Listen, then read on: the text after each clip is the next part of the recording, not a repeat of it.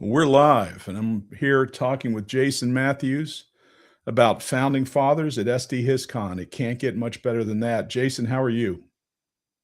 I am well. It is a not unpleasant day in Washington in June, so that's we'll call that a win. Yes, yes. Well, good for you. And we don't have cherry blossoms yet, do we? No, that's They've in come and March. gone, sir. They're All we're right. waiting I on don't. 2027 for them now. What about mosquitoes? Do we have mosquitoes? We do. We have a lot of.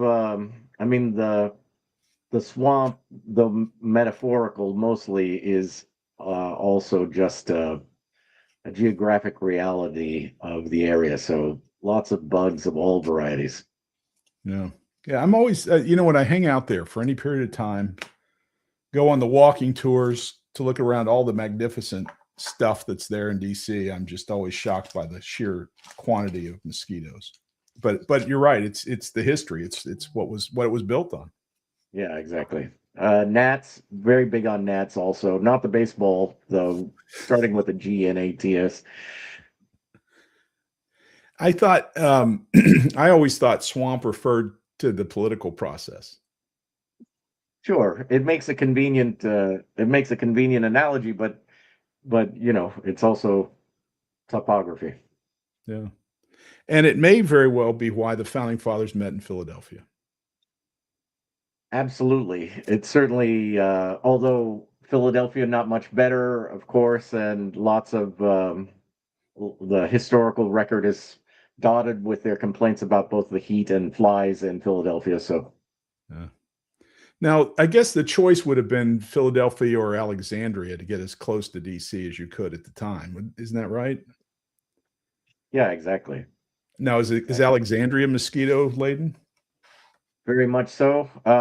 Also kind of low lying, and it's sort of as as far as a hometown goes, it's George Washington's hometown Oh, and your current town. and my current town. Yeah, Exactly. very We have a lot nice. in common, obviously. Well, it's George come a and I. long way in 250 years, uh, Uh, Alexandrians. and yet it hasn't. So true. So this is in the context of your career. So we have Twilight Struggles, your first game. And I'm not sure why you make another game after you make Twilight Struggle, but you decided that you were going to make something else. Yeah. And was this the first follow? No, no, the This is 1960 was the yeah, follow. this is the third game. Yeah. Okay. So And the hardest. 1960, The hardest. 1960, an election game, presidents. Yeah. Then we go to the history. And of course, this is a game that you designed with Chris, right? Yep. How did you guys get to know each other and develop an interest in working together? We'd he we had a gaming group here in DC that he appeared uh to one day just kind of out of random, and we became good friends.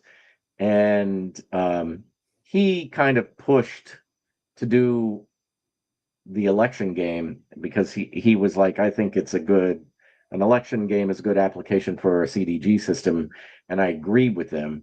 And it also allowed me to correct some other thing that I didn't like about most election games, which was that they tend to be about generic elections and have no context.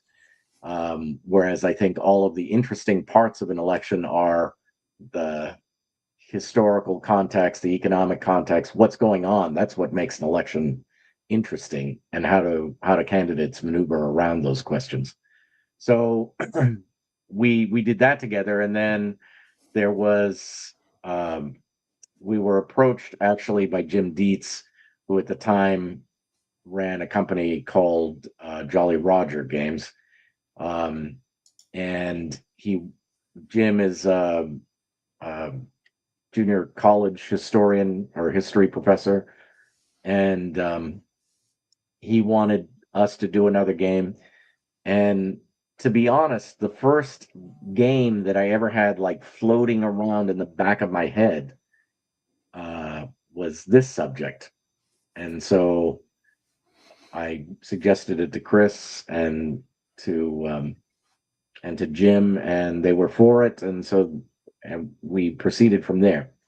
The other thing, almost all of my designs, I'm like trying to work at a specific problem, and in this case, we done Twilight Struggle, which is sort of like introducing Euro mechanisms to war gamers, and 1960 is introducing war game approaches to Euro gamers. And this game was an attempt to make a multiplayer card-driven game in a respectable amount of time. We have Here I Stand and some other. At the time, we had other examples of multiplayer games, the Napoleonic Wars, but they all kind of played in the same time frame as a classical long multiplayer 68-hour kind of affair, and we were looking to do something much tighter. Well, you certainly accomplished that, and That's the hope. It's interesting to hear about Jim Dietz. I had no idea that he was associated with your early work, and certainly still has publishing impact on the hobby, right? With Indeed. So that's all very interesting. I was going to ask about Jolly Roger. What and you selected Jolly Roger as opposed to a GMT at the time? No, he really solicited us. And I don't, GMT, even now, GMT is very kind of a little bit hands off about these things. It was like no one at GMT was like pounding on my door saying, "When's your sequel to Twilight Struggle?" Yeah. In more recent times, Gene has been a little more like, "Hey, it might be nice." It's never a command, but it's all now. I at least get a suggestion. But in the immediate aftermath of Twilight Struggle, that didn't happen. So I didn't really feel any compunction to be like, well, I need to show this to GMT first, because they weren't asking. Right. Which, by the way, I think is one of the great things about designing with GMT, right? Yeah, that's right. It is very low pressure, and but they pay regularly, and they provide an accounting and these other things that tragically have not found to be universal experiences in the hobby. Interesting. Well, that's the topic for another show for sure. review. Yeah. No, it's quite interesting, and I think many of us just want to get a design out and are happy to get it published, and all of those details we don't think about all that much with the first game. So it's nice that your Twilight Struggle and My Liberty or Death are with GMT, because that means that the check comes with regularity and is calculated properly, and has been for me for a short period of time, and for you probably a long period of time. So yeah, it is nice not to have to like follow up, or I know someone like Knizia. Obviously, I'm not trying to compare myself to Reiner Knizia and his and the number of games he has in publication, but he has to have an assistant to basically hound game companies to get his royalty checks. Yes, it's worth it to pay the assistant to do yeah, that. Exactly. Which is the great irony. I like transactions where they're very large and you get a very large piece all at once, and there's no more accounting. That's my favorite type of transaction. They're hard to find in this hobby. A little bit, unfortunately, yeah. So you said you were carrying around this issue, this problem, this message that you wanted to send to the world with you for a while. Is this something that your interest in the American Revolution and the formation of the Declaration or the Constitution? Sorry, is that something you've pondered since you were in college, or what's the genesis? Yeah, I had an amazing educational experience um, during undergrad, uh, back when Thomas Jefferson had just established University of Virginia. Um, we had this thing at my little liberal arts school that they called interim, and it was like in January you took a month long, maybe it was 6 weeks, I don't remember, a class, but it was just a single class, and you kind of attended it all day. And I took a class on the Constitutional Convention, and we went day by day through Madison's notes and the other notes that were available, um, and went through the whole debates and process, and you learn the personalities, and it was such a rich and interesting experience. It put the thought that this should be a game somehow in the back of my head. Yeah. Yeah. And how did you visualize it as a game? Were you a gamer at the time? Yeah, I was already a gamer, and there wasn't, I guess at the time, there wasn't a ton of language for what I wanted to do then, because we didn't have card driven systems yet.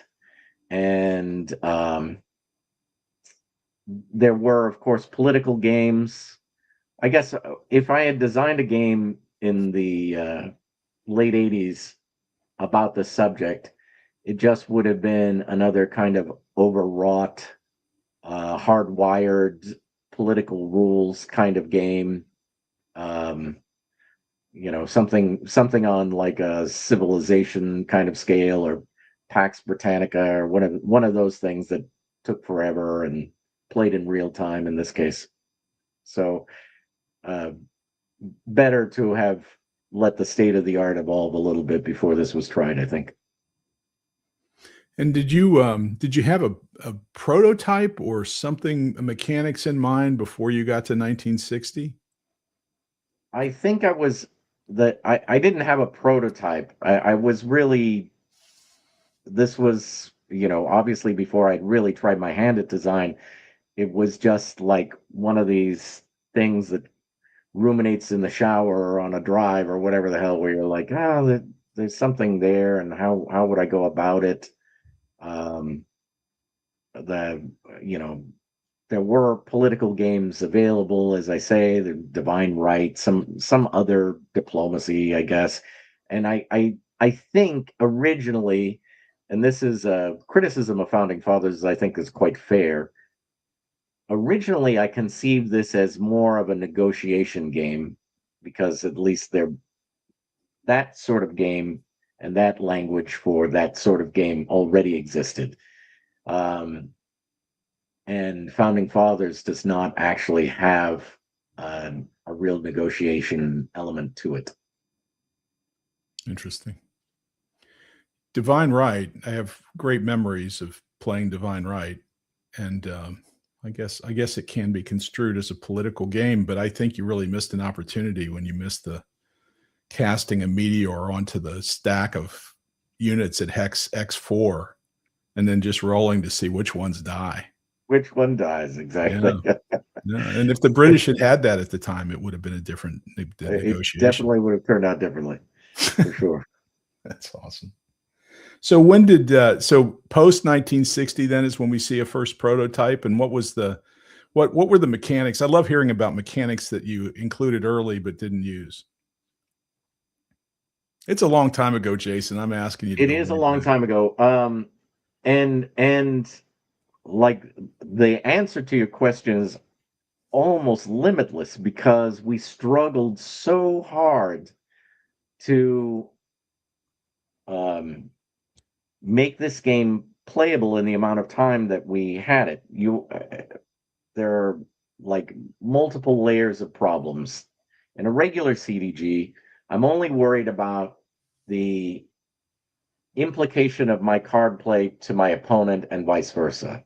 But when you play a multiplayer CDG, the range of bizarre combinations of things that can happen just like go exponentially, because you have three more players who are also throwing cards in that have weird impacts that you don't anticipate. So that was one problem.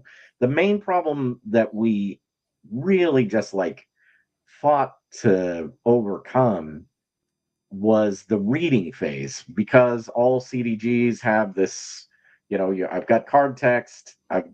In my first couple plays, I've got to read the card text, and there the game would come to a screeching halt. And so how big should the hand size be? I can't even tell you how many iterations of hand size we went through. Probably from 6 down to wherever we got it to 4, I guess. And in addition, then we essentially had to shift to at one point in time, everything was on everything was, all candidates and whatever were observable, and you would pull them up. And then again, you had this weird reading phase where people were sitting and reading all of the candidate powers, and so that brought the game to an unpleasant conclusion. And so we had to start incorporating blind information, or like blind drawing, but also still providing your opponents with some information about what was in your hand, which is why Founding Fathers has this unusual mechanism that on the back of every Founding Fathers card, you know what state that person is from.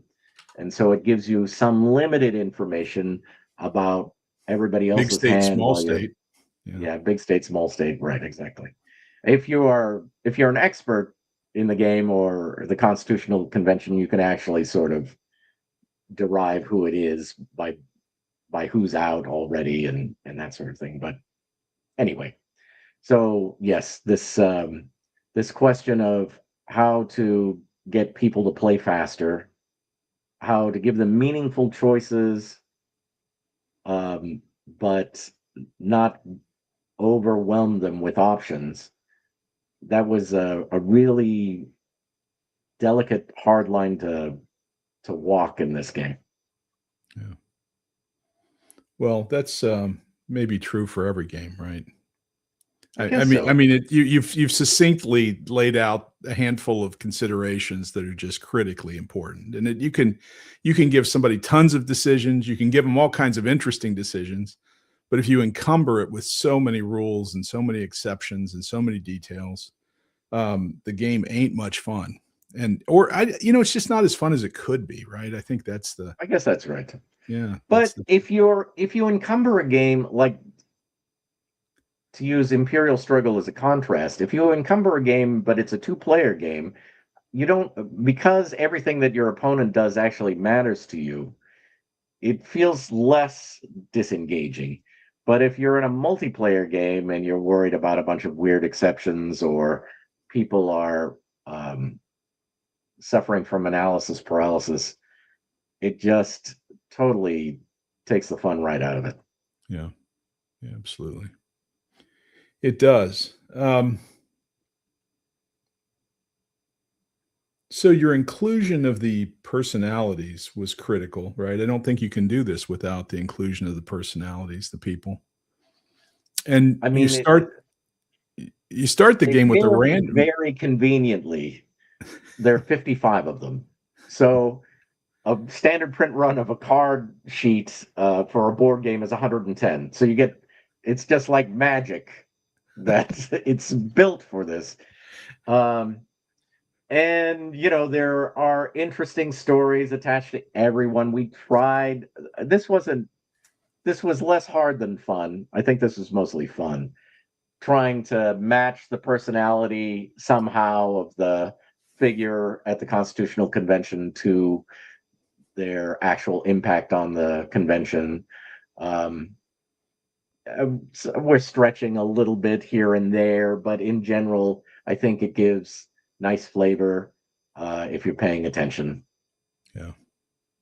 Yeah, and the competition for renown is an interesting a measure, right? Because it's in no way objective. It's a subjective measure of renown, but it's great fun to see, when a game like this, I love to see what the designer thinks is the scoring for renown. And then, when I'm playing the game, I want to call you and say, "Hey, Jason, 5? Come on, give me a break."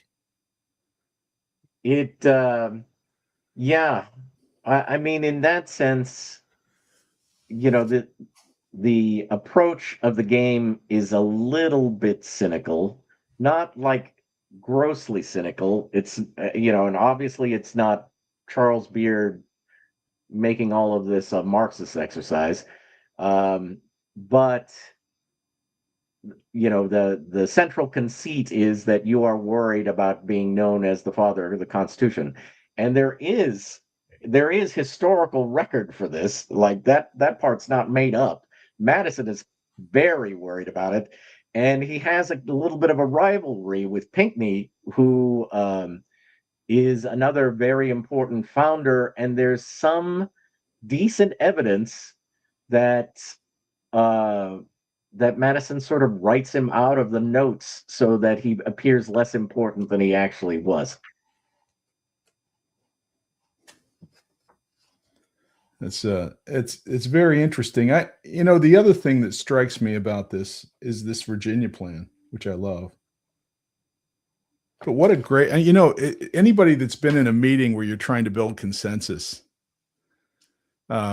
knows that you lay it out and you make your arguments first, and you start pulling people on board as opposed to waiting for somebody else to lay out the straw man, right? Yeah, that's absolutely right. And I was it because of were the Virginians held in such esteem that they were allowed to do that? I mean, or was it just their a gutsy play? I think it's a little bit of both. Like, it's not an accident. The Virginians are aware that they want to be the first mover, and if they put their plan down first, that's going to give them some advantages. Obviously, Virginia is a place where the politics, it's the first colony, blah blah blah blah blah. But it is a place where there are a lot of capable legal thinkers, and they have, to the extent there's such a thing as a national reputation at this time in our history, they come closest. So that is a gigantic advantage. But James Madison himself, the the two the two other great thinkers of the time, the prominent thinkers of the time, are missing. Adams isn't there, and Jefferson is gone because they're both abroad in diplomatic service. And so, James Madison is becomes a very integral figure eventually, but at this time, he's still kind of a little bit of an obscure Virginia lawyer.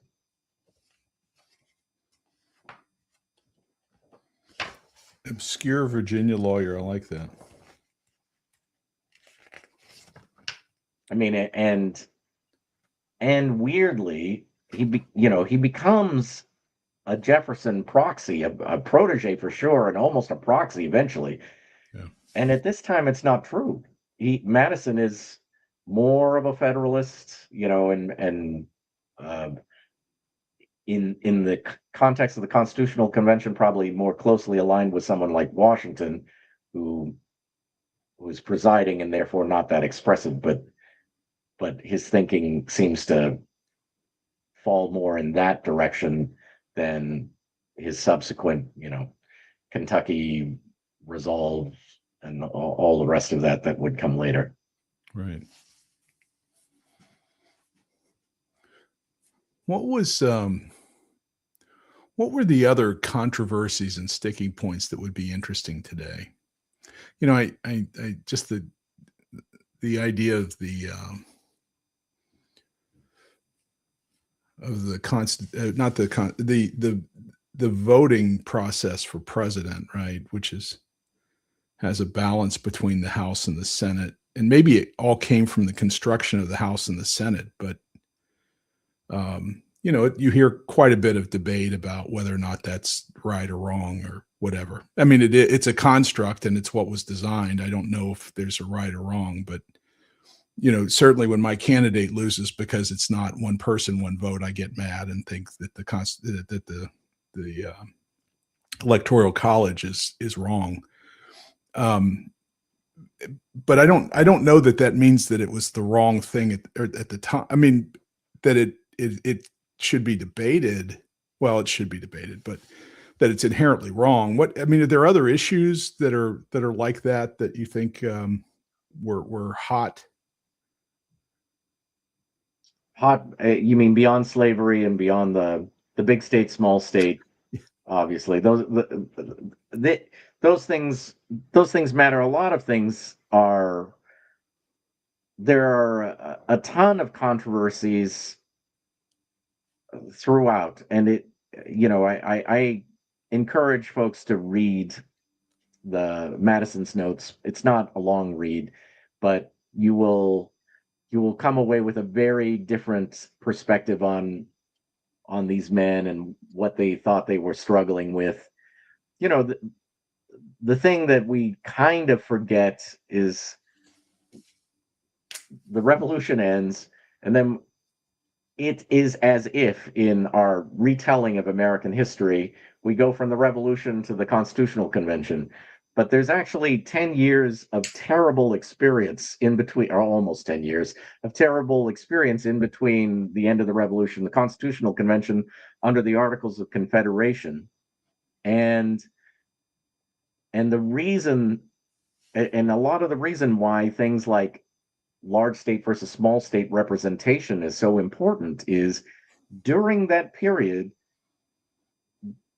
the friction between states is really enormous and a little bit dangerous.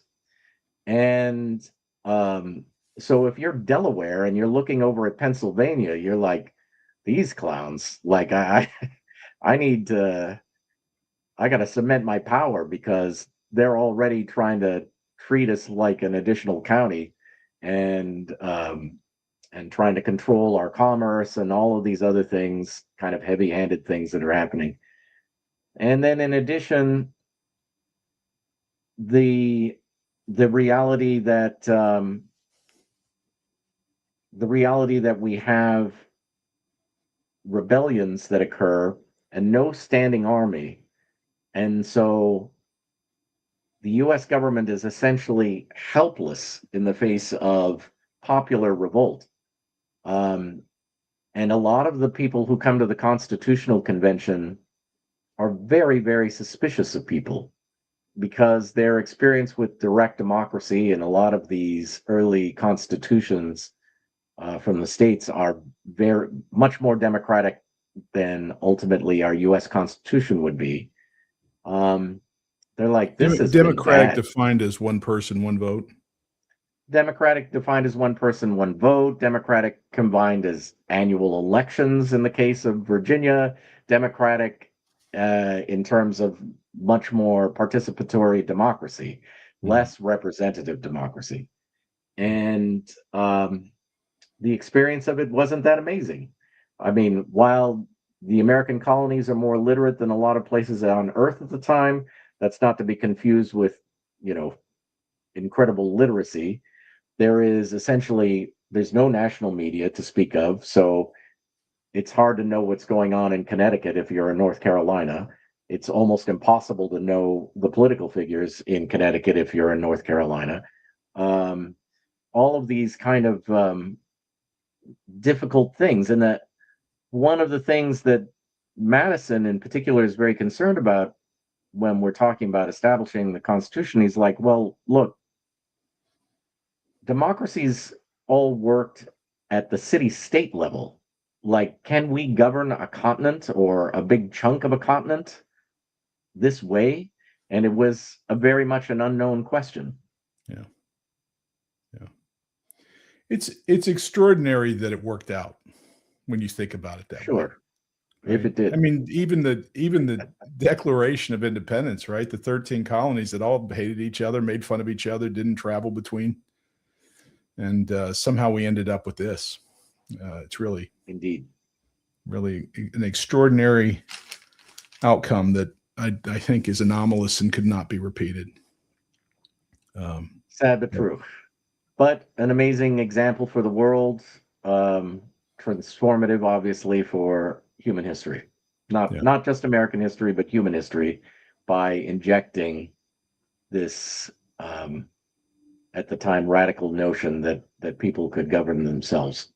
Yeah. Yeah. Certainly. And then, as you and I and Ananda were talking about this morning, right? Then it couldn't repeat itself perfectly in France. Um, so much more complicated there. Yeah, But France is the counterpoint every time to revolutionary change. I think, like, yeah, it. France is the norm. The American Revolution is the exception. yeah, agreed.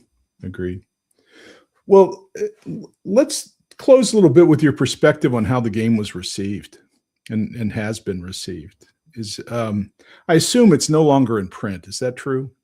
It is wildly out of print, but I'm Fort Circle announced Christian and I are doing something I'm excited about, which is a revised version of the game.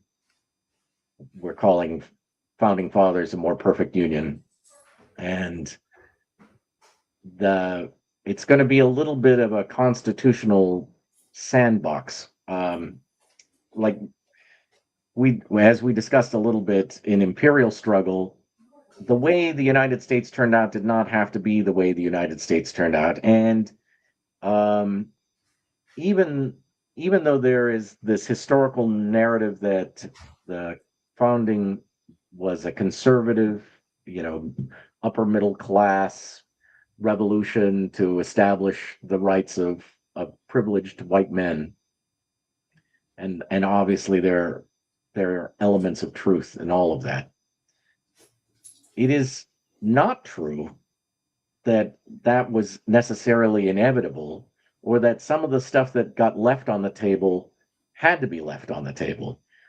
For instance, we don't discuss it, but women had the right to vote in New Jersey before the Constitution, Yeah. and well before, During the war. during the war. Yeah. And as did free black men in some jurisdictions. Like, all of these things that we end up having to struggle another century and a half with, or 2 centuries, or we're still struggling, depending on your the question and the point of view. Um, Ideas about those things were circulating. There was an understanding of social justice then, and in this game, you'll be able to play the regular Founding Fathers as it is, but we'll have this extension that allows you to play with some of these concepts, and uses historical persons that were out there and interesting and might have been part of this process but weren't, to talk about some of these additional rights.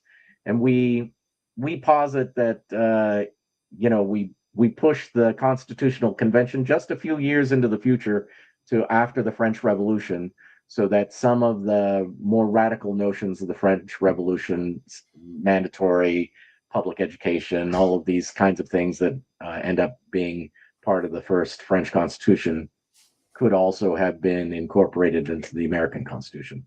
Yeah. And then, in addition, we allow for a lot of expanded actors, in terms of the incorporation of Canada, for instance, which most people wouldn't know, but in the Articles of Confederation, we say that any Canadian province can join the Union, no questions asked. Everybody else has to apply, but if you're a Canadian province, you can come in. As it turns out, sort of anti-Catholic bias in the United States made French Canadians concerned about that idea, and they felt like they were getting a better deal from the British than they would from the United States at the time. So they, the various Canadian provinces opted out for different reasons, but all of this was very seriously considered by very serious people. So it wasn't as if it wasn't on the table. It just isn't how it turned out. Yeah. Yeah. Well, that's probably a good place to leave it, Jason. Great idea, great game. Just continued brilliance on your part. Much appreciated from all of us. That You're too kind, sir. As always, I look forward to your next amazing endeavor. We should do something on the revolution together. Oh, I should have said I was this. I have some terrible story, but I won't get into the terrible story. But I was. It did prompt me to do a little bit of work on doing a game about the diplomacy of the American Revolution, and we should do that together. Yeah, I like it. I love it. Let's talk. You have my number, as they say. Indeed. And by the way, Kevin Bertram, love what he's doing at Fort Circle. Right, really advancing the ball. I think that you should consider a different name for the game. It's significantly different. And again, I think it's 250 years, and we're still not British, right?